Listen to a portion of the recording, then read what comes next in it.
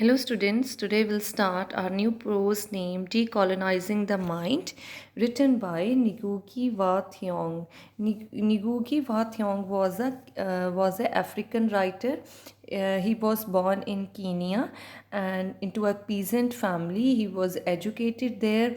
His regional language where he was born was Gigugi, and this an excerpt from Decolonizing the Mind means Decolonizing the Mind is the large work of Ngugi Wa Thiong, and this is an excerpt only excerpt taken from there. Excerpt is usually a passage. We can say here a group of passages has been taken from the large work written by Ngugi Wa Thiong. He was the novelist, essayist, playwright, journalist, and social and academic activist. He has written a lot of work in English also, in his regional language also. So let's see what he mean by this decolonizing the mind. The word colonizing, if we take only this word colonizing means to have control over something. For example, Britishers took control of India after 1857. 1857 the revolt ਹੋਇਆ ਸੀ। ਉਸ ਤੋਂ ਬਾਅਦ Britishers ਨੇ India ਨੂੰ ਆਪਣੇ control ਦੇ ਵਿੱਚ ਲੈ ਲਿਆ ਸੀਗਾ, ਉਹਨੂੰ ਸੀਜ਼ ਕਰ ਲਿਆ ਸੀ, ਉਹਦੇ 'ਤੇ ਆਪਣਾ ਰਾਜ ਚੱਲ ਰਿਹਾ ਸੀ ਉਸ ਟਾਈਮ। ਫਿਰ ਇੰਡੀਆ ਕੀ ਸੀ, ਬ੍ਰਿਟਿਸ਼ਰਸ ਦੀ ਕਲੋਨੀ ਬਣ ਚੁੱਕੀ ਸੀ, ਉਹਨਾਂ ਦੇ ਕੰਟਰੋਲ ਦੇ ਵਿੱਚ ਸੀ। So here the writer is talking about the Africa, the Kenya state, ਇਹਨੂੰ ਬ੍ਰਿਟਿਸ਼ਰਸ ਨੇ ਆਪਣੇ ਕੰਟਰੋਲ ਦੇ ਵਿੱਚ ਲੈ ਲਿਆ ਸੀ, ਠੀਕ ਹੈ। ਔਰ ਉੱਥੇ ਉਹਨਾਂ ਨੇ ਕੀਨੀਆ ਨੂੰ ਆਪਣੀ ਜਦੋਂ ਕਲੋਨੀ ਬਣਾਇਆ ਹੋਇਆ ਸੀ, everything was under the control of the britishers. ਅਤੇ ਉਹਨਾਂ ਨੇ ਹੁਣ ਜਦੋਂ ਉਸ ਤੋਂ ਬਾਅਦ ਜਦੋਂ ਫਰੀ ਵੀ ਹੋ ਗਏ ਆ, ਅਫਰੀਕਾ ਫਰੀ ਹੋ ਚੁੱਕਾ ਆ, ਕੀਨੀਆ ਫਰੀ ਹੋ ਚੁੱਕਾ ਆ, ਜਿਸ ਤਰ੍ਹਾਂ ਇੰਡੀਆ ਫਰੀ ਹੋ ਚੁੱਕਾ ਆ from the control of the Britishers, ਇਸੇ ਤਰ੍ਹਾਂ ਹੁਣ ਕੀਨੀਆ ਵੀ ਜੋ ਹੈ ਉਹ ਫਰੀ ਹੋ ਚੁੱਕਾ ਹੈ from the control of the Britishers. But still he says ਕਿ ਰਾਈਟਰ ਜੋ ਹੈ ਨਿਗੂਗੀ ਵਾ ਥਿਓਂਗ, ਉਹ ਕਹਿ ਰਿਹਾ ਕਿ ਚਾਹੇ ਉਹਨਾਂ ਨੇ ਸਟੇਟ ਨੂੰ ਫਰੀ ਕਰ ਦਿੱਤਾ, ਬਟ ਸਟਿਲ ਹਜੇ ਵੀ ਜਿਹੜਾ ਸਾਡਾ ਦਿਮਾਗ ਹੈ ਉਹ ਕੋਲੋਨਾਈਜ਼ਡ ਹੈ, ਅਤੇ ਸਾਨੂੰ ਉਸ ਦਿਮਾਗ ਨੂੰ ਡੀਕੋਲੋਨਾਈਜ਼ਡ ਕਰਨ ਦੀ ਜ਼ਰੂਰਤ ਹੈ। ਮਤਲਬ ਕਿ ਆਪਣੇ ਦਿਮਾਗ ਨੂੰ ਫਰੀ ਕਰਨ ਦੀ ਜ਼ਰੂਰਤ ਹੈ, ਠੀਕ ਹੈ। ਬਿਕੋਜ਼ ਜਿਹੜੀ ਇੰਗਲਿਸ਼ ਹੈ, ਇੰਗਲਿਸ਼ ਜਿਹੜੀ ਹੈ ਉਹ ਇੰਨੀ ਕੁ ਜ਼ਿਆਦਾ ਹਾਵੀ ਹੋ ਚੁੱਕੀ ਹੈ on the regional literature of any state, ਜਿੱਥੇ ਵੀ ਬ੍ਰਿਟਿਸ਼ਰਸ ਕੰਟਰੋਲ ਰਿਹਾ ਆ, ਉਸ ਤੋਂ ਉਹਨਾਂ ਦੇ ਜਾਣ ਤੋਂ ਬਾਅਦ ਵੀ ਇੰਗਲਿਸ਼ ਜੋ ਹੈ ਕੰਟਰੋਲ ਕਰ ਰਹੀ ਹੈ ਲੋਕਾਂ ਦੇ ਮਾਈਂਡ ਨੂੰ। ਸੋ ਦੈਟ ਮੀਨਸ ਕਿ ਹਜੇ ਵੀ ਜੋ ਹੈ we are colonized to the britishers, and that is why we need to decolonize the mind. And he is writing about his state. Let's see about the text. In this essay, Ngugi Wa Thiong emphasizes the importance of community in African societies. Community the Ki importance ਹੈ? Different societies ਨੂੰ ਮਿਲ ਕੇ ਇੱਕ community ਬਣਦੀ ਹੈ, ਠੀਕ ਹੈ। And the harmony he shared with his family and community through his native tongue, Gikuki, was broken by the colonial intervention. there was lot of harmony, there was lot of peace ਉਹਦੀ family ਅਤੇ community ਦੇ ਵਿੱਚ। ਔਰ ਇਹ ਸਾਰਾ connection ਕਿਹਦੇ through ਸੀ? Through ਅ native ਟੰਗ। ਉਹਦੀ ਜਿਹੜੀ ਨੇਟਿਵ ਲੈਂਗੁਏਜ ਸੀ, ਕੀ ਸੀ ਉਹ? ਗਿਕੂਕੀ, which was broken up by the colonial intervention. ਲੇਕਿਨ ਜਦੋਂ colonial British ਰਾਜ ਆ ਗਿਆ, ਉਸ ਟਾਈਮ ਇਹ ਜਿਹੜਾ ਹਾਰਮਨੀ ਸੀ, ਪੀਸ ਸੀ, ਹੈ ਨਾ, ਉਹ ਖਤਮ ਹੋ ਗਿਆ। In this regard, he emphasized the importance in child's education of language, which is more than just a string of words that present a view of the world while displaying its beauty. ਅਤੇ ਉਹ ਕਹਿੰਦੇ ਕਿ ਇਨ ਦਿਸ regard ਉਹਨਾਂ ਐਮਫਸਿਸ ਕੀਤਾ ਇਨ ਅ ਚਾਈਲਡਸ education of language, ਕਿ ਕਿਸ ਤਰ੍ਹਾਂ ਬੱਚਾ ਲੈਂਗੁਏਜ ਸਿੱਖਦਾ। ਲੈਂਗੁਏਜ ਸਿਰਫ ਸਟਰਿੰਗ ਆਫ ਵਰਡਸ ਨਹੀਂ ਹੈ। ਸਟਰਿੰਗ ਦਾ ਮਤਲਬ ਹੁੰਦਾ ਮਾਲਾ, ਇੱਕ ਸ਼ਬਦਾਂ ਦੀ ਮਾਲਾ ਨਹੀਂ ਹੈ ਲੈਂਗੁਏਜ। ਇਟ ਇਜ਼ ਦ ਇਹਦੇ ਥਰੂ ਹੈ, ਲੈਂਗੁਏਜ ਦੇ ਥਰੂ ਹੀ ਅਸੀਂ ਵਰਲਡ ਨੂੰ ਦੇਖਦੇ ਹਾਂ ਵਾਈਲ ਡਿਸਪਲੇਇੰਗ ਇਟਸ ਬਿਊਟੀ। ਜੋ ਅਸੀਂ ਇਹਨੂੰ ਬੋਲਦੇ ਹਾਂ, it displays the beauty of the language, ਔਰ ਇਹਦੇ ਥਰੂ ਅਸੀਂ ਲੈਂਗੁਏਜ ਦੇ ਥਰੂ ਅਸੀਂ ਵਰਲਡ ਨੂੰ ਦੇਖ ਸਕਦੇ ਹਾਂ। Educated as he was in colonial school in Kenya, he realized that he was being transported further and further away from his culture by a system that showered praise and recognition to those who excelled in English language. ਉਹ ਕਹਿੰਦੇ ਕਿ ਉਹ ਉਸ ਕੀਨੀਆ ਨੂੰ colonial rule ਦੇ ਵਿੱਚ ਸੀਗੀ, Britishers ਦੇ ਕੰਟਰੋਲ ਦੇ ਵਿੱਚ ਸੀ, ਇਸ ਲਈ ਉਹਦੀ ਪੜ੍ਹਾਈ ਇੰਗਲਿਸ਼ ਦੇ ਵਿੱਚ ਹੋਈ ਅਤੇ ਉਹ ਜਿਹੜੀ ਇੰਗਲਿਸ਼ ਸੀ ਉਹਨੂੰ ਬਹੁਤ ਦੂਰ ਤੋਂ ਦੂਰ ਲੈ ਕੇ ਜਾਂਦੀ ਰਹੀ ਆਪਣੇ ਕਲਚਰ ਤੋਂ। ਇਹ ਇੱਦਾਂ ਦਾ ਸਿਸਟਮ ਡਿਵੈਲਪ ਹੋਇਆ ਸੀ ਜਿੱਥੇ ਪ੍ਰੇਜ਼ ਅਤੇ ਰਿਕੋਗਨੀਸ਼ਨ ਉਹਨੂੰ ਮਿਲਦੀ ਸੀ ਜਿਹੜਾ ਕਿ ਇੰਗਲਿਸ਼ ਲੈਂਗੁਏਜ ਦੇ ਵਿੱਚ ਐਕਸੈਲ ਕਰਦਾ ਸੀ। The system discouraged the use of students' mother tongue in school by severely punishing those who did. ਤੇ ਇਹ ਇੱਦਾਂ ਦਾ ਸਿਸਟਮ ਸੀ, ਬ੍ਰਿਟਿਸ਼ਰਸ ਨੇ ਕਲੋਨੀਅਲ ਜਿਹੜਾ ਰੂਲ ਸੀ ਉਹਨਾਂ ਨੇ ਇੱਦਾਂ ਦਾ ਸਿਸਟਮ ਬਣਾਇਆ ਹੋਇਆ ਸੀ ਕਿ ਜੋ ਵੀ ਕੋਈ ਆਪਣੀ ਮਦਰ ਲੈਂਗੁਏਜ ਯੂਜ਼ ਕਰਦਾ ਸੀ ਉਹਨੂੰ ਪਨਿਸ਼ਮੈਂਟ ਮਿਲਦੀ ਸੀ। The present essay argues in the favor of expression by African writers in their native languages rather than European languages, as that helps renounce lingering colonial ties and build an authentic African literature. ਇਸ ਐਸੇ ਦੇ ਵਿੱਚ ਜਿਹੜਾ ਆ ਉਹ ਇਸ ਚੀਜ਼ ਦੇ ਲਈ ਆਪਣਾ ਆਰਗੂਮੈਂਟ ਇਸ ਫੇਵਰ ਦੇ ਵਿੱਚ ਆਰਗੂਮੈਂਟ ਦੇ ਰਹੇ ਆ ਕਿ ਜਿਹੜੇ ਅਫਰੀਕਨ ਰਾਈਟਰਸ ਹੈ ਉਹਨਾਂ ਨੂੰ ਆਪਣੀ ਨੇਟਿਵ ਲੈਂਗੁਏਜਸ ਦੇ ਵਿੱਚ ਲਿਖਣਾ ਚਾਹੀਦਾ ਹੈ rather than European languages. Europe ਦੀਆਂ ਕਿਹੜੀਆਂ ਲੈਂਗੁਏਜ ਹੈ? For example English, Spanish, French, these are European languages. ਇਹਨਾਂ ਲੈਂਗੁਏਜਸ ਨੂੰ ਛੱਡ ਕੇ ਸਾਨੂੰ ਆਪਣੀਆਂ ਅਫਰੀਕਨ ਲੈਂਗੁਏਜਸ ਦੇ ਵਿੱਚ ਲਿਖਣਾ ਚਾਹੀਦਾ। ਇਹਦੇ ਨਾਲ ਕੀ ਹੋਊਗਾ? ਅਸੀਂ ਰਿਨਾਊਂਸ ਕਰਨਾ ਮਤਲਬ to leave, lingering means remaining colonial ties. ਇਹਨਾਂ ਲੋਕਾਂ ਦਾ ਕਹਿੰਦੇ ਹਜੇ ਵੀ ਸਾਡੇ ਨਾਲ ਕਲੋਨੀਅਲ ਟਾਈ ਅਪ ਹੈਗਾ ਆ ਬਿਕੋਜ਼ ਆਫ ਦਾ ਇੰਗਲਿਸ਼ ਜਾਂ ਯੂਰਪੀਅਨ ਲੈਂਗੁਏਜ ਦੇ ਕਰਕੇ। ਅਗਰ ਅਸੀਂ ਇਹ ਚੀਜ਼ ਖ਼ਤਮ ਕਰ ਦਈਏ ਕਿ ਅਸੀਂ ਇੰਗਲਿਸ਼ ਲਿਖਣੀ ਹੀ ਨਹੀਂ ਹੈ, ਇੰਗਲਿਸ਼ ਲਿਟਰੇਚਰ ਇੰਗਲਿਸ਼ ਦੇ ਵਿੱਚ ਲਿਖਣਾ ਹੀ ਨਹੀਂ ਹੈ, ਤਾਂ ਜਿਹੜਾ ਇਹ ਕਲੋਨੀਅਲ ਹੈ ਨਾ ਇਹਦੇ ਰੂਲ ਸਾਡੇ 'ਤੇ ਕਰ ਰਹੇ ਉਹ ਖ਼ਤਮ ਹੋ ਜਾਏਗਾ।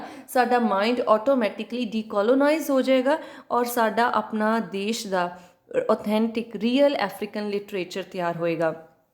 Ngugi stresses that his writing in Gikuke, despite having opposition for having deserted English, forms part and parcel. Part and parcel means basic element of the Kenyan and African people's anti-imperialist struggle. ਕਹਿੰਦੇ ਕਿ ਜਿਹੜਾ ਇਹਨਾਂ writer ਸੀ ਨਿਗੂਗੀ, ਉਹਦੀਆਂ ਜਿਹੜੀ ਹੁਣ writing ਆ ਉਹਨੇ ਆਪਣੀ ਰੀਜਨਲ ਲੈਂਗੁਏਜ ਗਿਕੂਕੇ ਦੇ ਵਿੱਚ ਲਿਖਣਾ ਸ਼ੁਰੂ ਕਰ ਦਿੱਤਾ। ਤਾਂ ਕਹਿੰਦੇ ਉਹਦੀ ਬਹੁਤ ਲੋਕਾਂ ਨੇ ਓਪੋਜੀਸ਼ਨ ਕੀਤੀ ਕਿ ਉਹਨੇ ਇੰਗਲਿਸ਼ ਨੂੰ ਹੁਣ ਡਿਜ਼ਰਟ ਕਰ ਦਿੱਤਾ, ਇੰਗਲਿਸ਼ ਨੂੰ ਛੱਡ ਦਿੱਤਾ। ਅਤੇ ਬਟ ਕਹਿੰਦੇ ਕਿ ਇਹ ਜਿਹੜਾ ਆ ਉਹਨਾਂ ਦੀ ਜਿਹੜੀ ਕਹਿੰਦੇ ਰਾਈਟਿੰਗ ਹੈ, ਜਿਹੜੇ ਉਹਨਾਂ ਦੇ ਅਫਰੀਕਨ ਲੋਕ ਹੈ ਨਾ ਉਹਨਾਂ ਨੇ ਜਿਹੜੀ ਐਂਟੀ ਇੰਪੀਰੀਅਲਿਸਟ ਸਟਰਗਲ ਚਲਾਈ। ਐਂਟੀ ਇੰਪੀਰੀਅਲਿਸਟ ਸਟਰਗਲ ਕਿਹੜੀ ਹੁੰਦੀ ਆ? ਇੱਕ ਤਰ੍ਹਾਂ ਨਾਲ ਫਰੀਡਮ ਸਟਰਗਲ ਨੂੰ ਆਪਾਂ ਐਂਟੀ ਇੰਪੀਰੀਅਲਿਸਟ ਸਟਰਗਲ ਕਹਿ ਦਿੰਦੇ ਹਾਂ, ਮਤਲਬ ਕਿ ਦੂਸਰੇ ਲੋਕਾਂ ਦੇ ਖਿਲਾਫ ਲੜਾਈ ਲੜਨਾ ਜਿਨ੍ਹਾਂ ਨੇ ਸਾਡੇ ਦੇਸ਼ ਨੂੰ ਆਪਣੇ ਕੰਟਰੋਲ ਦੇ ਵਿੱਚ ਲਿਆ ਹੋਵੇ। ਸੋ ਕਹਿੰਦੇ ਕਿ ਮੈਂ ਉਹਨਾਂ ਲੋਕਾਂ ਦੇ ਨਾਲ ਹੋਰ ਤਾਂ ਕੁਛ ਹੈਲਪ ਕਰਵਾ ਨਹੀਂ ਸੀ ਸਕਦਾ, ਇਸ ਲਈ ਮੈਂ ਉਹਨਾਂ ਦੀ ਕਿਸ ਤਰ੍ਹਾਂ ਹੈਲਪ ਕਰਵਾ ਰਿਹਾ ਹਾਂ ਰਾਈਟਿੰਗ ਆਪਣੀ ਰੀਜਨਲ ਲੈਂਗੁਏਜ ਦੇ ਵਿੱਚ ਰਾਈਟਿੰਗ ਲਿਖ ਕੇ। ਔਰ ਕਹਿੰਦੇ ਕਿ ਮੇਰੀ ਇਹ ਰਾਈਟਿੰਗ ਉਹਨਾਂ ਦੇ ਇਸ ਸਟਰਗਲ ਦਾ ਬਹੁਤ ਅਹਿਮ ਹਿੱਸਾ ਬਣੇਗੀ। Part and parcel means the basic element or the important part. This prose, Decolonizing the Mind, is all about the use of regional language. For example, our regional language is Punjabi. ਕਿ ਉਹਨਾਂ ਦਾ ਇਹ ਹੈ ਕਿ ਆਪਣੀ regional language ਵਿੱਚ ਸਾਨੂੰ ਲਿਖਣਾ ਚਾਹੀਦਾ, ਰੀਜਨਲ ਲੈਂਗੁਏਜ ਜਿਹੜੀ ਆ ਉਹਨੂੰ ਇੰਪੋਰਟੈਂਸ ਦੇਣੀ ਚਾਹੀਦੀ ਆ ਸੋ ਦੈਟ ਸਾਡੇ ਜਿਹੜੇ ਕਲੋਨੀਅਲ ਟਾਈਜ਼ ਹੈ ਵਿਦ ਦ ਬ੍ਰਿਟਿਸ਼ਰਸ ਉਹ ਖ਼ਤਮ ਹੋ ਸਕਣ ਐਂਡ ਸਾਡਾ ਆਪਣਾ ਵਧੀਆ authentic ਲਿਟਰੇਚਰ ਤਿਆਰ ਹੋ ਸਕੇ। Let's see what he writes. I was born into a large peasant family. Father, 4 wives and about 28 children. ਉਹਨਾਂ ਦਾ ਜਨਮ ਪੀਜ਼ੈਂਟ ਫਾਰਮਰ ਫੈਮਿਲੀ 'ਚ ਹੋਇਆ। ਫਾਦਰ ਸੀ, 4 ਵਾਈਫ ਸੀ ਉਹਨਾਂ ਦੀਆਂ ਅਤੇ 28 ਬੱਚੇ ਸੀ। I belonged as well all did in those days to a wider extended family, to the community as whole. ਕਹਿੰਦੇ ਇਹ ਤਾਂ ਮੇਰੀ ਫੈਮਿਲੀ ਸੀ ਪਰ ਇਸ ਤੋਂ ਇਲਾਵਾ ਜਦੋਂ ਉਸ ਟਾਈਮ ਕਹਿੰਦੇ ਸਾਰੇ ਹੀ ਸਾਰੇ ਹੀ ਸਾਰਿਆਂ ਦੀ ਇੱਕ ਸਟੈਂਡਰਡ ਫੈਮਿਲੀ ਹੁੰਦੀ ਸੀ। ਇੱਕ ਤਾਂ ਸਾਡੀ ਆਪਣੀ, ਜੇ ਸਪੋਜ਼ ਆਪਾਂ ਕਿਸੇ ਵਿਲੇਜ ਦੇ ਵਿੱਚ ਰਹਿ ਰਹੇ ਹਾਂ, ਕਿਸੇ ਮੁਹੱਲਾ ਦੇ ਵਿੱਚ ਰਹਿ ਰਹੇ ਹਾਂ, ਅਤੇ ਇੱਕ ਤਾਂ ਸਾਡੀ ਆਪਣੀ ਘਰ ਦੀ ਫੈਮਿਲੀ ਹੁੰਦੀ ਆ। ਜਿਹੜੇ ਸਾਡੇ ਪੜੋਸੀ ਹੁੰਦੇ ਆ ਜਾਂ ਸਾਡਾ ਪੂਰਾ ਵਿਲੇਜ ਹੈ, ਅਗਰ ਉਹਨਾਂ ਨੂੰ ਅਸੀਂ ਰਿਗਾਰਡ ਦਿੰਦੇ ਹਾਂ ਤਾਂ ਉਹ ਸਾਡੀ ਇੱਕ ਸਟੈਂਡਰਡ ਫੈਮਿਲੀ ਬਣ ਜਾਂਦੇ ਆ। ਵੀ ਸਪੋਕ ਗੀਕੂਕੇ ਐਜ਼ ਵੀ ਵਰਕਡ ਇਨ ਦ ਫੀਲਡਸ, ਕਹਿੰਦੇ ਅਸੀਂ ਖੇਤਾਂ ਦੇ ਵਿੱਚ ਕੰਮ ਕਰਦੇ ਹੁੰਦੇ ਸੀ ਅਤੇ ਉੱਥੇ ਅਸੀਂ ਇਹ ਆਪਣੀ ਭਾਸ਼ਾ, ਰੀਜਨਲ ਲੈਂਗੁਏਜ ਗੀਕੂਕੇ ਬੋਲਦੇ ਹੁੰਦੇ ਸੀ। We spoke Gikuyu in and outside home, ਘਰ ਦੇ ਅੰਦਰ ਵੀ ਸੇਮ ਲੈਂਗੁਏਜ ਸੀ, ਘਰ ਦੇ ਬਾਹਰ ਵੀ ਉਹੀ ਲੈਂਗੁਏਜ ਸੀ। I can vividly recall those evenings of storytelling around the fireside, ਕਹਿੰਦੇ ਮੈਨੂੰ ਹਜੇ ਤੱਕ ਵਿਵਿਡਲੀ ਮੀਨਸ ਕਲੀਅਰਲੀ ਯਾਦ ਹੈ ਜਦੋਂ ਸ਼ਾਮ ਨੂੰ ਅੱਗ ਜਲਾ ਕੇ ਜਿਹੜੇ ਸਾਡੇ ਪੇਰੈਂਟਸ ਸੀ ਸਾਨੂੰ ਕਹਾਣੀਆਂ ਸੁਣਾਉਂਦੇ ਹੁੰਦੇ ਸੀ। It was mostly grown ups telling the children but everybody was interested and involved, ਕਹਿੰਦੇ ਇਹਦੇ ਵਿੱਚ ਕੀ ਹੁੰਦਾ ਸੀਗਾ ਕਿ ਜਿਹੜੇ ਗਰੋਨ ਅਪਸ ਹੁੰਦੇ ਸੀਗੇ, ਐਲਡਰਸ ਹੁੰਦੇ ਸੀ, ਉਹ ਬੱਚਿਆਂ ਨੂੰ ਕਹਾਣੀਆਂ ਸੁਣਾਉਂਦੇ ਹੁੰਦੇ ਸੀ, ਪਰ ਹਰ ਕੋਈ ਇਹਦੇ ਵਿੱਚ ਇੰਟਰਸਟਿਡ ਹੁੰਦਾ ਸੀ ਸੁਣਨੇ ਦੇ ਵਿੱਚ ਔਰ ਇਨਵੋਲਵ ਹੁੰਦਾ ਸੀ। We children would retell the stories by the following day to other children who worked in field picking up the pyrethrum flowers, tea leaves, coffee beans of our European and African landlords. Pyrethrum flowers the Daisy flowers ਜਿਹੜੇ ਹੁੰਦੇ ਆ ਨਾ ਉਹਨਾਂ ਨੂੰ ਕਹਿ ਦਿੰਦੇ ਆ। ਸੋ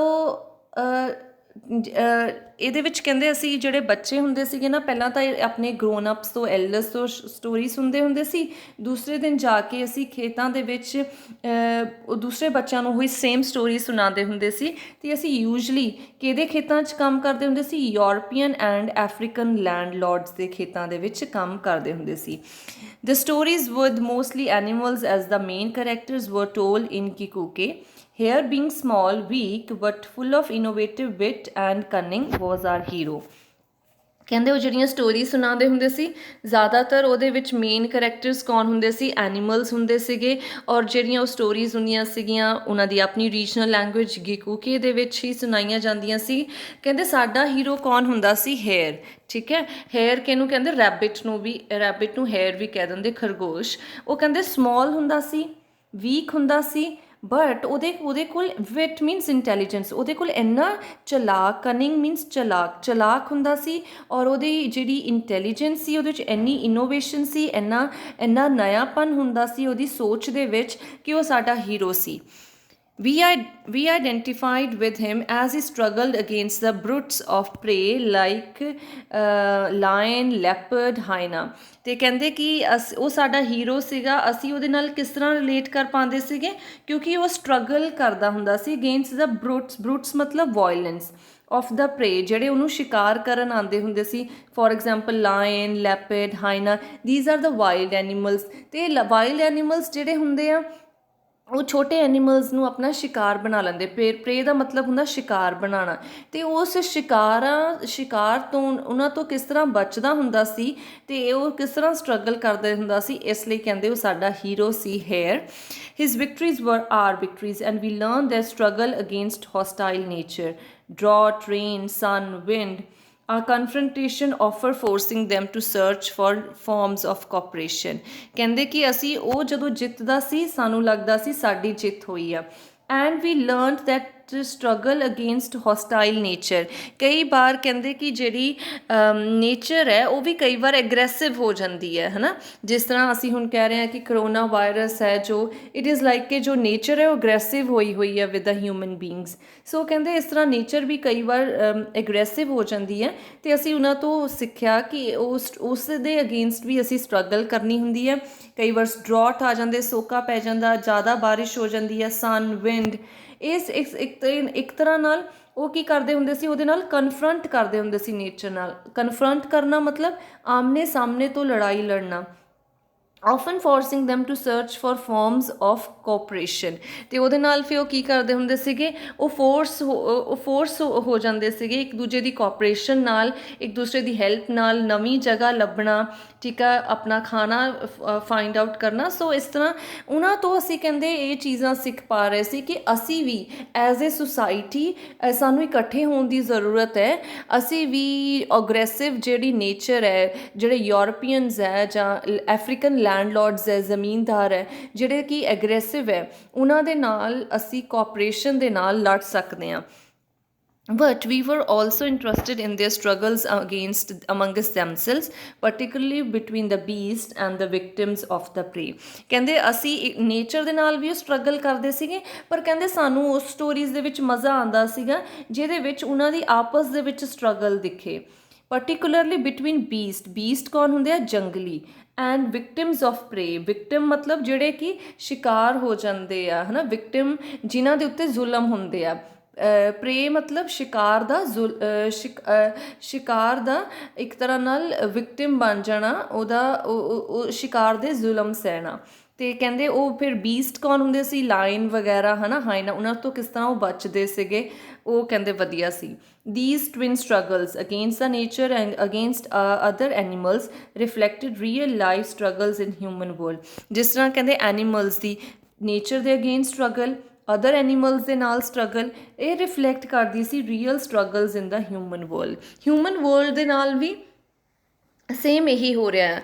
ਕਦੇ ਤਾਂ ਨੇਚਰ ਹੋਸਟਾਈਲ ਹੋ ਜਾਂਦੀ ਹੈ, ਐਗਰੈਸਿਵ ਹੋ ਜਾਂਦੀ ਹੈ, ਉਹਨਾਂ ਨੂੰ ਨੇਚਰ ਦੇ ਖਿਲਾਫ ਲੜਨਾ ਪੈਂਦਾ ਹੈ।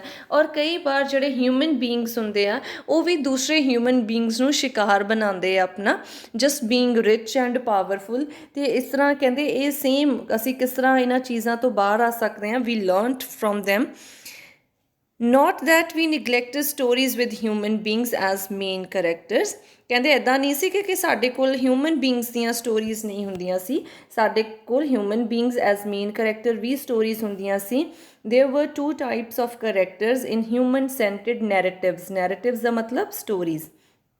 ਕਹਿੰਦੇ ਜਿਹਦੇ ਵਿੱਚ ਹਿਊਮਨ ਬੀਇੰਗਸ ਇੰਪੋਰਟੈਂਟ ਹੁੰਦੇ ਸੀਗੇ, ਉਸ ਨੈਰੇਟਿਵ, ਉਸ ਸਟੋਰੀ ਦੇ ਵਿੱਚ ਦੋ ਤਰ੍ਹਾਂ ਦੇ ਕਰੈਕਟਰ ਹੁੰਦੇ ਸੀਗੇ। The species of truly human beings with qualities of courage, kindness, mercy, hatred of evil, concern for others. ਉਹਦੇ ਵਿੱਚ ਇੱਕ ਕਰੈਕਟਰ ਇੱਦਾਂ ਦਾ ਹੁੰਦਾ ਸੀ ਜਿਹੜੇ ਅੱਛੇ ਹਿਊਮਨ ਬੀਇੰਗ, ਸੱਚੇ ਹਿਊਮਨ ਬੀਇੰਗ ਸੀਗੇ। ਉਹਨਾਂ ਦੇ ਵਿੱਚ ਕਿਹੜੀ ਕਿਹੜੀ ਕੁਆਲਿਟੀ ਹੁੰਦੀ ਸੀ? ਉਹ ਕਰੇਜੀਅਸ, ਬਹਾਦਰ ਵੀ ਹੁੰਦੇ ਸੀ, ਕਾਈਂਡ, ਦਿਆਲੂ ਵੀ ਸੀ, ਮਰਸੀ ਵੀ, ਦਇਆ ਦਿਖਾਣੀ, ਹੇਟਰੇਡ ਆਫ ਈਵਲ, ਉਹਨਾਂ ਨੂੰ ਬੁਰਾਈ ਤੋਂ ਨਫ਼ਰਤ ਸੀ, ਕੰਸਰਨ ਫॉर ਅਦਰਸ, ਦੂਸਰਿਆਂ ਲਈ ਵੀ ਉਹ ਕੰਸਰਨ ਰਹਿੰਦੇ ਸੀ। ਤਾਂ ਇੱਦਾਂ ਦੇ ਹਿਊਮਨ ਬੀਇੰਗਸ ਹੁੰਦੇ ਸੀ। And man eat man, two mouthed species. ਅਤੇ ਇੱਕ ਕਹਿੰਦੇ ਮੈਨ ਈਟ ਮੈਨ, ਮਤਲਬ ਕਿ ਇਹ ਉਹ ਇੱਦਾਂ ਦੇ ਵੀ ਇੱਕ ਕਰੈਕਟਰ ਇੱਦਾਂ ਦੇ ਹੁੰਦੇ ਸੀ ਜਿਹੜਾ ਇਨਸਾਨ ਹੀ ਇਨਸਾਨਾਂ ਨੂੰ ਖਾਂਦੇ ਆ। ਦੋ ਮੂੰਹ ਵਾਲੇ ਕਰੈਕਟਰਸ, ਮਤਲਬ ਕਿ ਦੋ ਤਰ੍ਹਾਂ ਦੀਆਂ ਉਹਨਾਂ ਦੀ ਪਰਸਨੈਲਿਟੀ ਆਪਾਂ ਕਹਿ ਸਕਦੇ ਹਾਂ। ਉਹਨਾਂ ਦੇ ਵਿੱਚ ਕਿੱਦਾਂ ਦੀ ਕੁਆਲਿਟੀਜ਼ ਹੁੰਦੀਆਂ ਸੀ? Greed, selfishness, individualism, hatred of what is good for the larger cooperative community. ਇਹ ਲੋਕਾਂ ਦੇ ਵਿੱਚ ਲਾਲਚ ਹੁੰਦਾ ਸੀ, ਸੈਲਫਿਸ਼ ਹੁੰਦੇ ਸੀਗੇ, ਸਿਰਫ ਆਪਣੇ ਮਤਲਬ ਹੀ ਹੁੰਦੇ ਸੀਗੇ, ਇੰਡੀਵਿਜੂਅਲਿਜ਼ਮ, ਆਪਣਾ ਹੀ ਸੋਚਦੇ ਸੀ। ਅਤੇ ਇਹਨਾਂ ਨੂੰ ਨਫ਼ਰਤ ਉਸ ਚੀਜ਼ ਤੋਂ ਹੁੰਦੀ ਸੀ ਜਿਹਦੇ ਨਾਲ ਪੂਰੀ ਲਾਰਜਰ ਕਮਿਊਨਿਟੀ ਦਾ ਫਾਇਦਾ ਹੋਵੇ, ਉਸ ਚੀਜ਼ ਤੋਂ ਇਹਨਾਂ ਨੂੰ ਨਫ਼ਰਤ ਹੁੰਦੀ ਸੀ। Cooperation as the ultimate good in the community was the constant theme. ਜਿਹੜੀਆਂ ਵੀ ਸਟੋਰੀਜ਼ ਹੁੰਦੀਆਂ ਸੀ ਕਹਿੰਦੇ ਸਾਡੀਆਂ, ਉਹਨਾਂ ਦੀ ਥੀਮ ਇਹੀ ਹੁੰਦੀ ਸੀ ਕਿ ਜਿਹੜੀ ਕੋਆਪਰੇਸ਼ਨ ਹੈ ਨਾ, ਇਹੀ ਸਭ ਤੋਂ ਵਧੀਆ ਅਲਟੀਮੇਟ ਵਧੀਆ ਤਰੀਕਾ ਆ, ਗੁੱਡ ਤਰੀਕਾ ਆ ਕਮਿਊਨਿਟੀ ਦੇ ਵਿੱਚ ਸਟੇ ਕਰਨ ਦਾ, ਹੈ ਨਾ। If it could unite human beings with animals against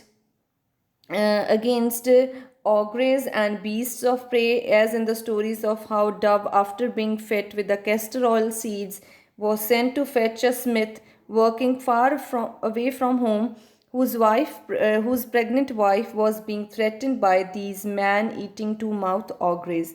ogres ਦਾ ਮਤਲਬ ਕੀ ਹੁੰਦੇ ਆ? ਡੈਵਿਲ, ਜਿਹੜੇ ਸ਼ੈਤਾਨ ਹੁੰਦੇ ਆ, ਠੀਕ ਹੈ। ਸੋ ਕਹਿੰਦੇ ਕਿ ਇਹ ਜਿਹੜੀਆਂ ਸਟੋਰੀਜ਼ ਹੁੰਦੀਆਂ ਸੀਗੀਆਂ, ਇਹਦੇ ਨਾਲ ਇਹ ਲੋਕ ਇਹਦੇ ਥਰੂ, ਸਟੋਰੀਜ਼ ਦੇ ਥਰੂ ਇੱਕ ਥੀਮ, ਇੱਕ ਉਹਨਾਂ ਨੂੰ ਨਾ ਸਿੱਖ ਮਿਲਦੀ ਹੁੰਦੀ ਸੀ, ਸਿੱਖਿਆ ਲੈਂਦੇ ਹੁੰਦੇ ਸੀ ਲੋਕ, ਅਤੇ ਉਹ ਯੂਨਾਈਟਿਡ ਰਹਿੰਦੇ ਸੀ। It could unite human being with the animals. ਕਿ ਕਈ ਵਾਰ ਕੀ ਹੋ ਜਾਂਦਾ, ਇੱਦਾਂ ਦੀਆਂ ਸਟੋਰੀਜ਼ ਵੀ ਹੁੰਦੀਆਂ ਸੀ ਜਿਹਦੇ ਵਿੱਚ ਐਨੀਮਲਸ ਦੀ ਵੀ ਨਾਲ, ਹਿਊਮਨ ਬੀਇੰਗਸ ਅਤੇ ਐਨੀਮਲਸ ਵੀ ਨਾਲ ਇਕੱਠਿਆਂ ਦੀ ਇੱਕ ਸਟੋਰੀ, ਅਤੇ ਉਹਦੇ ਵਿੱਚ ਐਨੀਮਲਸ ਉਹਨਾਂ ਦੀ ਹੈਲਪ ਕਰਦੇ ਆ। ਔਗਰੇਜ਼ ਮਤਲਬ ਡੈਵਿਲ, ਸ਼ੈਤਾਨਾਂ ਤੋਂ, ਔਰ ਬੀਸਟਸ ਆਫ ਦ ਪ੍ਰੇ, ਜਿਹੜੇ ਕਿ ਵਾਈਲਡ ਐਨੀਮਲਸ ਕਹਿ ਲਓ, ਜਾਂ ਵਾਈਲਡ ਲੋਕ ਆ, ਹੈ ਨਾ, ਐਗਰੈਸਿਵ ਲੋਕ ਹੈ ਜਿਹੜੇ ਦੂਸਰਿਆਂ ਨੂੰ ਸ਼ਿਕਾਰ ਬਣਾਉਂਦੇ, ਉਹਨਾਂ ਤੋਂ ਬਚਣ ਦੇ ਲਈ ਕਈ ਵਾਰ ਐਨੀਮਲਸ ਉਹਨਾਂ ਦੀ ਹੈਲਪ ਕਰਦੇ ਸੀਗੇ। ਇੱਕ ਸਟੋਰੀ ਸੀਗੀ ਜਿਹਦੇ ਵਿੱਚ ਡਵ ਨੂੰ ਕੈਸਟਰ ਆਇਲ ਸੀਡਸ ਖਿਲਾਏ ਗਏ ਸੀ ਅਤੇ ਉਹ ਗਈ ਸੀਗੀ ਫਿਰ ਸਮਿਥ ਨੂੰ ਬੁਲਾਉਣ। ਸਮਿਥ ਇੱਕ ਕਿਤੇ ਕੰਮ ਕਰ ਰਿਹਾ ਸੀਗਾ, ਉਹ ਘਰ ਤੋਂ ਦੂਰ ਸੀ, ਉਹਦੀ ਵਾਈਫ ਪ੍ਰੈਗਨੈਂਟ ਸੀ ਅਤੇ ਉਹਦੀ ਵਾਈਫ ਨੂੰ ਨਾ ਲੋਕ ਘਰ ਦੇ ਵਿੱਚ ਥ੍ਰੈਟਨ ਕਰਨ ਆਏ ਹੋਏ ਸੀ, ਕੋਈ ਸ਼ੈਤਾਨ ਆਏ ਹੋਏ ਸੀਗੇ। ਉਹ ਉੱਥੋਂ ਜਾ ਕੇ ਉਹ ਸਮਿਥ ਨੂੰ ਬੁਲਾ ਕੇ ਲੈ ਕੇ ਆਈ ਸੀ। ਸੋ ਇਸ ਤਰ੍ਹਾਂ ਕਈ ਵਾਰ ਆਪਾਂ ਇਸ ਤਰ੍ਹਾਂ ਡੋਗਸ ਨਾਲ ਰਿਲੇਟਿਡ ਵੀ ਇਹ ਸਟੋਰੀਜ਼ ਦੇਖੀਆਂ ਆ ਕਿ ਕਿਸ ਤਰ੍ਹਾਂ ਡੋਗਸ ਇੰਨੇ ਲੋਇਲ ਹੁੰਦੇ ਆ, ਹੈਲਪ ਕਰਦੇ ਆ, ਆਪਣੇ ਇੱਕ ਤਰ੍ਹਾਂ ਨਾਲ ਫੈਮਿਲੀ ਸਮਝਦੇ ਹੁੰਦੇ ਆ, ਜਿਹੜਾ ਉਹਨਾਂ ਦਾ ਓਨਰ ਹੁੰਦਾ ਆ ਉਹਨਾਂ ਦੀ ਕਿਸ ਤਰ੍ਹਾਂ ਹੈਲਪ ਕਰਦੇ ਆ। ਅਸੀਂ ਇੱਕ ਤਰ੍ਹਾਂ ਨਾਲ ਇਹ ਹਾਥੀ ਦੀ, ਐਲੀਫੈਂਟ ਦੀ ਵੀ ਸਟੋਰੀਜ਼ ਦੇਖੀਆਂ ਹੋਈਆਂ, ਫਿਲਮਸ ਦੇਖੀਆਂ ਹੋਈਆਂ ਆ ਜਿਹਦੇ ਵਿੱਚ ਉਹ ਐਲੀਫੈਂਟਸ ਹੈਲਪ ਕਰਦੇ ਆ ਆਪਣੇ ਓਨਰਸ ਦੀਆਂ। ਸੋ ਇਟ ਇਜ਼ ਇਹਦੇ ਵਿੱਚ ਮਤਲਬ ਉਹ ਕਹਿ ਰਿਹਾ ਕਿ ਸਾਡੀਆਂ ਸਟੋਰੀਜ਼ ਕਿਸ ਤਰ੍ਹਾਂ ਦੀਆਂ ਹੁੰਦੀਆਂ ਸੀ, ਮਤਲਬ ਉਹਨਾਂ ਦੀਆਂ ਸਟੋਰੀਜ਼ ਇੱਕ ਤਾਂ ਐਨੀਮਲਸ ਵਾਲੀਆਂ ਹੁੰਦੀਆਂ ਸੀ, ਇੱਕ ਹਿਊਮਨ ਵਾਲੀਆਂ ਹੁੰਦੀਆਂ ਸੀ, ਇੱਕ ਹਿਊਮਨ ਐਂਡ ਐਨੀਮਲਸ ਦੋਨਾਂ ਨੂੰ ਇਕੱਠੀਆਂ ਸਟੋਰੀਜ਼ ਵੀ ਹੁੰਦੀਆਂ ਸੀ।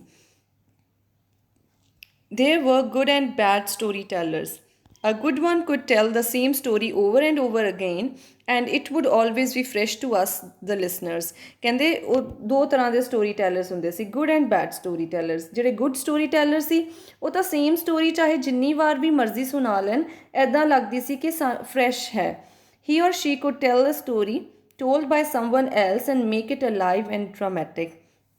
ਉਹ ਕਈ ਵਾਰ ਕਿਸੇ ਦੀ ਦੱਸੀ ਹੋਈ ਸਟੋਰੀ ਵੀ ਰਿਪੀਟ ਕਰ ਦਿੰਦੇ ਸੀ, ਬਟ ਉਹ ਆਪਣੇ ਤਰੀਕੇ ਨਾਲ ਜਦੋਂ ਉਸ ਸਟੋਰੀ ਨੂੰ ਦੱਸਦੇ ਸੀ ਤਾਂ ਉਹਨੂੰ ਹੋਰ ਅਲਾਈਵ ਐਂਡ ਡਰਾਮੈਟਿਕ ਬਣਾ ਦਿੰਦੇ ਸੀ।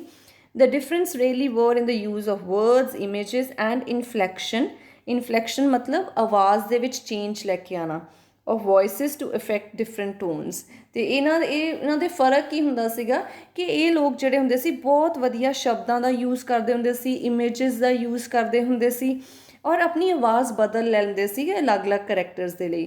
ਕਈ ਵਾਰ ਕਿਸੇ ਬੀਸਟ ਦੀ, ਸ਼ੈਤਾਨ ਦੀ ਆਵਾਜ਼ ਕੱਢਣੀ ਹੈ ਤਾਂ ਡਿਫਰੈਂਟ ਆਵਾਜ਼, ਹੇਅਰ ਦੀ ਆਵਾਜ਼ ਕੱਢਣੀ ਹੈ ਤਾਂ ਡਿਫਰੈਂਟ ਆਵਾਜ਼ ਨਾ। ਸੋ ਇਸ ਤਰ੍ਹਾਂ ਆਵਾਜ਼ਾਂ ਅਲੱਗ-ਅਲੱਗ ਕੱਢ ਕੇ ਸਟੋਰੀ ਨੂੰ ਵਧੀਆ ਬਣਾਉਂਦੇ ਸੀ। We therefore learn to value words for their meaning and nuances। ਕਹਿੰਦੇ ਕਿ ਅਸੀਂ ਇਸ ਤੋਂ ਬਾਅਦ ਸਿੱਖਿਆ ਕਿ ਜਿਹੜੇ ਵਰਡਸ ਹੈ ਉਹਨਾਂ ਦੀ ਕਿੰਨੀ ਜ਼ਿਆਦਾ ਵੈਲਿਊ ਹੈ। ਉਹਨਾਂ ਦਾ ਮੀਨਿੰਗ ਤਾਂ ਹੁੰਦਾ ਹੀ ਹੈ ਨਾਲ, ਬਟ ਉਹਨਾਂ ਦੇ ਨਾਲ nuances ਮੀਨਸ ਐਕਸਪ੍ਰੈਸ਼ਨ, ਠੀਕ ਹੈ। ਉਹਨਾਂ ਦੇ ਵਰਡਸ ਦੇ ਥਰੂ ਅਸੀਂ ਕਿੰਨਾ ਕੁਛ ਐਕਸਪ੍ਰੈਸ ਕਰ ਸਕਦੇ ਹਾਂ। ਉਹ ਸਾਨੂੰ ਵਰਡਸ ਮੀਨਿੰਗ ਤਾਂ ਦਿੰਦੇ ਆ but we can express lot things with them. Language was not mere string of words. ਜਿਹੜੀ ਕਹਿੰਦੇ ਲੈਂਗੁਏਜ ਹੈ ਨਾ ਉਹ ਇੱਕ ਸਿਰਫ ਸ਼ਬਦਾਂ ਦੀ ਮਾਲਾ ਨਹੀਂ ਹੈ। It has suggestive power well beyond the immediate and lexical meaning. ਕਹਿੰਦੇ ਜਿਹੜੀ ਲੈਂਗੁਏਜ ਹੁੰਦੀ ਹੈ ਨਾ ਇਹ ਬਹੁਤ ਕੁਛ ਤੁਹਾਨੂੰ ਸੁਜੈਸਟ ਕਰਦੀ ਹੈ, ਬਹੁਤ ਕੁਛ ਤੁਹਾਨੂੰ ਸਲਾਹ ਦੇ ਸਕਦੀ ਹੈ। ਕਿਸੇ ਦੀ ਲੈਂਗੁਏਜ ਤੋਂ, ਕਿਸੇ ਦੀ ਬੋਡੀ ਲੈਂਗੁਏਜ ਤੋਂ, ਕਿਸੇ ਦੇ ਯੂਜ਼ ਆਫ ਵਰਡਸ ਤੋਂ ਅਸੀਂ ਉਸ ਦੀ ਪਰਸਨੈਲਿਟੀ ਨੂੰ ਜੱਜ ਕਰ ਪਾਉਂਦੇ ਹਾਂ। ਇਹਦੇ ਜਿਹੜੀ ਲੈਂਗੁਏਜ ਆ ਨਾ ਇਹ ਜਿਹੜੇ ਇਮੀਡੀਏਟ ਜੋ ਡਾਇਰੈਕਟ ਮੀਨਿੰਗ ਸਮਝ ਆਉਂਦਾ ਹੁੰਦਾ, ਲੈਕਸੀਕਲ ਮੀਨਿੰਗ ਕਿਹੜਾ ਹੁੰਦਾ ਹੈ, ਡਿਕਸ਼ਨਰੀ ਮੀਨਿੰਗ। ਲੈਕਸੀਕਲ ਮੀਨਿੰਗ ਜੋ ਕੀ ਹੁੰਦਾ ਹੈ, ਡਿਕਸ਼ਨਰੀ ਮੀਨਿੰਗ। ਇਹਨਾਂ ਤੋਂ ਕਹਿੰਦੇ ਕਾਫੀ ਉੱਪਰ ਹੈ, ਇਹਦੇ ਕੋਲ ਇੰਨੀ ਜ਼ਿਆਦਾ ਪਾਵਰ ਹੈ ਨਾ ਲੈਂਗੁਏਜ ਦੇ ਕੋਲ, ਇਹ ਸਾਨੂੰ ਬਹੁਤ ਕੁਝ ਸੁਜੈਸਟ ਕਰ ਸਕਦੀ ਹੈ। Our appreciation of suggestive magical power of language was reinforced by the games we played with the words through riddles, proverbs, transposition of syllables and through nonsensical but musically arranged words। ਕਹਿੰਦੇ ਕਿ ਸਾਨੂੰ language ਦੀ magical power ਨੂੰ ਅਸੀਂ ਉਦੋਂ appreciate ਕਰਨਾ ਸ਼ੁਰੂ ਕੀਤਾ ਜਦੋਂ ਕਹਿੰਦੇ ਅਸੀਂ ਜਿਹੜੀ ਸਾਡੇ ਅੰਦਰ ਲੈਂਗੁਏਜ ਦੀ ਪਾਵਰ ਹੈ ਉਹ ਕਿਹਨੇ ਰੀਇਨਫੋਰਸ ਕੀਤੀ, ਜਦੋਂ ਅਸੀਂ ਲੈਂਗੁਏਜ ਨਾਲ ਰਿਲੇਟਿਡ ਗੇਮਸ ਖੇਡਣੀਆਂ ਸ਼ੁਰੂ ਕੀਤੀਆਂ। ਅਸੀਂ ਰਿਡਲਸ ਪੜ੍ਹਦੇ ਹੁੰਦੇ ਸੀ, ਅਸੀਂ ਅਲੱਗ-ਅਲੱਗ ਪ੍ਰੋਵਰਬਸ, ਮੁਹਾਵਰੇ ਪੜ੍ਹਦੇ ਸੀ। ਟਰਾਂਸਪੋਜੀਸ਼ਨ ਆਫ ਸਿਲੇਬਲਸ ਨੂੰ ਬਦਲ ਕੇ, ਜਿਸ ਤਰ੍ਹਾਂ ਕੈਟ ਇੱਕ ਸਿਲੇਬਲ ਆਪਾਂ ਕਹਿ ਸਕਦੇ ਹਾਂ, ਕੈਟ ਉਹਨੂੰ ਬਦਲ ਕੇ ਮੈਟ, ਕੈਟ ਮੈਟ ਰੈਟ, ਇਸ ਤਰ੍ਹਾਂ ਮਤਲਬ ਚੇਂਜ ਕਰਕੇ ਜਿਹੜਾ ਨਾ ਗੇਮਸ ਖੇਡਣੀਆਂ। ਔਰ through ਨੌਨਸੈਂਸਿਕਲ but musically arranged words. ਕਈ ਵਾਰ ਅਸੀਂ ਕਹਿੰਦੇ ਇਹਨਾਂ ਵਰਡਸ ਨਾਲ ਮਿਊਜ਼ਿਕ ਵੀ ਬਣਾਉਂਦੇ ਸੀ, ਇਹਨਾਂ ਦੀ ਕੋਈ ਸੈਂਸ ਵੀ ਨਹੀਂ ਸੀ ਬਣਦੀ ਹੁੰਦੀ, then also we created music. So we learn the music of our language on top of the content. The language through images and symbols gave us the view of the world but it had a beauty of its own. ਕਹਿੰਦੇ ਜਿਹੜੀ language ਹੈ ਨਾ ਉਹਦੇ ਵਿੱਚ images ਵੀ ਹੁੰਦੀਆਂ, ਸਿੰਬਲਸ ਵੀ ਹੁੰਦੇ ਆ। Images ਮਤਲਬ ਕੀ ਹੈ, ਜਦੋਂ ਅਸੀਂ ਕੋਈ ਵੀ ਸ਼ਬਦ ਬੋਲਦੇ ਹਾਂ ਨਾ ਉਹ ਸਾਡੇ ਦਿਮਾਗ ਦੇ ਵਿੱਚ ਇਮੇਜ ਕ੍ਰੀਏਟ ਕਰਦਾ ਹੈ। ਫੋਰ ਐਗਜ਼ਾਮਪਲ ਐਪਲ, ਟਰੀ, ਕਾਰ, ਇਹ ਲੈਂਗੁਏਜ ਅਸੀਂ ਬੋਲ ਰਹੇ ਹਾਂ, ਇਮੇਜਿਸ ਆਪਣੇ ਆਪ ਨਾਲ ਬਣ ਰਹੀਆਂ। ਸਿੰਬਲਸ ਮਤਲਬ ਕੀ ਹੈ, ਅਸੀਂ ਕਾਰ ਨੂੰ ਇੱਕ ਸਿੰਬਲ ਦਿੱਤਾ ਹੋਇਆ ਕਿ ਜਿਹਦੇ ਵਿੱਚ 4 ਟਾਇਰਸ ਹੋਣਗੇ, ਇਸ ਤਰ੍ਹਾਂ ਕਵਰਡ ਚੀਜ਼ ਹੋਏਗੀ, ਇਹ ਸਿੰਬਲ ਹੋ ਗਿਆ।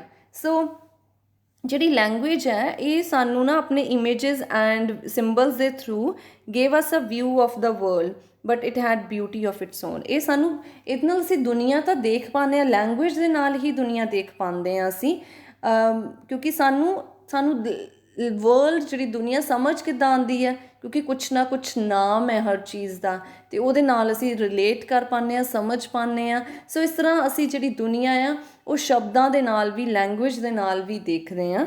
And but it had a beauty of its own. Language ਦੀ ਇੱਕ ਤਾਂ ਸਾਨੂੰ ਹੈਲਪ ਕਰਦੀ ਹੈ to see the world, but it has beauty also of its on.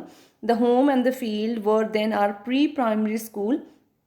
But what is important for discussion is that the language of our evening teaching and the language of our immediate and wider community and the language of our work in the fields were one. ਕਹਿੰਦੇ ਕਿ ਇਹ ਜਿਹੜਾ ਸਾਡਾ ਘਰ ਸੀ ਅਤੇ ਅਸੀਂ ਜਿਹੜਾ ਖੇਤਾਂ ਦੇ ਵਿੱਚ ਕੰਮ ਕਰਦੇ ਸੀਗੇ ਉਹ ਇੱਕ ਤਰ੍ਹਾਂ ਨਾਲ ਸਾਡਾ ਪ੍ਰੀ ਪ੍ਰਾਇਮਰੀ ਸਕੂਲ ਸੀ। ਅਤੇ ਜਿਹੜਾ ਸ਼ਾਮ ਨੂੰ ਫਿਰ ਸਾਨੂੰ ਸਟੋਰੀਜ਼ ਸੁਣਨ ਨੂੰ ਮਿਲਦੀਆਂ ਸੀ ਉਹ ਸਾਡੀ ਈਵਨਿੰਗ ਟੀਚਿੰਗ ਹੋ ਗਈ, ਹੈ ਨਾ। ਅਤੇ ਇਹਦੇ ਵਿੱਚ ਕਹਿੰਦੇ ਪਰ ਇਹਦੇ ਵਿੱਚ ਚਾਹੇ ਅਸੀਂ ਕਿਤੇ ਵੀ ਹੁੰਦੇ ਸੀਗੇ, ਚਾਹੇ ਸਾਡਾ ਇਮੀਡੀਏਟ ਐਂਡ ਵਾਈਡਰ ਕਮਿਊਨਿਟੀ ਲੈ ਲਓ। ਇਮੀਡੀਏਟ ਕਮਿਊਨਿਟੀ ਕੀ ਹੋ ਗਈ, ਘਰ ਦੇ, ਹੈ ਨਾ, ਪੂਰੀ family, that's the immediate community. Wider community ਕੀ ਹੋ ਗਈ, ਪੂਰਾ ਉਹਨਾਂ ਦਾ ਉਹ ਆਸ ਪੜੋਸ, ਪੂਰਾ ਵਿਲੇਜ ਜਿਹੜਾ ਆ ਉਹ ਵਾਈਡਰ ਕਮਿਊਨਿਟੀ ਹੋ ਗਈ। ਅਤੇ language of our work in the fields, ਹਰ ਜਗ੍ਹਾ ਲੈਂਗੁਏਜ ਜਿਹੜੀ ਸੀ ਸੇਮ ਸੀ, ਔਰ ਉਹ ਆਪਣੀ ਲੈਂਗੁਏਜ ਨੂੰ ਬਹੁਤ ਜ਼ਿਆਦਾ ਇੰਜੋਏ ਕਰਦੇ ਸੀਗੇ। ਉਹਦੇ ਵਿੱਚ ਸਟੋਰੀਜ਼ ਵੀ ਸੁਣਦੇ ਸੀ, ਉਹਦੇ ਵਿੱਚ ਗੱਲਾਂ ਵੀ ਕਰਦੇ ਸੀਗੇ, ਉਹਦੇ ਵਿੱਚ ਪੂਰੀ ਕਮਿਊਨਿਟੀ ਨਾਲ ਰਿਲੇਟ ਵੀ ਕਰ ਪਾਉਂਦੇ ਸੀ। ਸੋ ਉਹਨਾਂ ਦੀ ਲੈਂਗੁਏਜ ਬਿਲਕੁਲ same C. And then I went to school, a colonial school, and this harmony was broken. ਉਸ ਤੋਂ ਬਾਅਦ ਰਾਈਟਰ ਜੋ ਸੀ he went to the school, ਅਤੇ ਉਹ ਜਿਹੜੀ ਲੈਂਗੁਏਜ ਦੇ ਨਾਲ harmony C, piece C, oh, that was broken. So what happened in the school we will read in the next video. So till now we have read that our writer Ngugi Wa Thiong belongs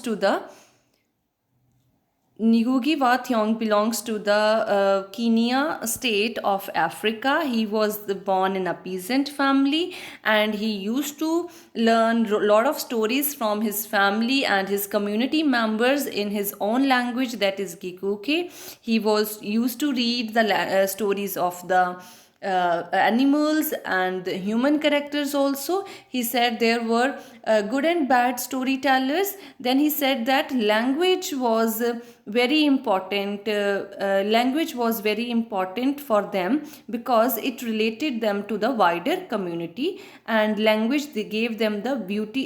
Language gave them the view of the world, but it has also beauty. So there was a lot of harmony between the community and him, or that was only because of the same language all over the state. So that's all for today. Next we will read in the other video. Thank you very much.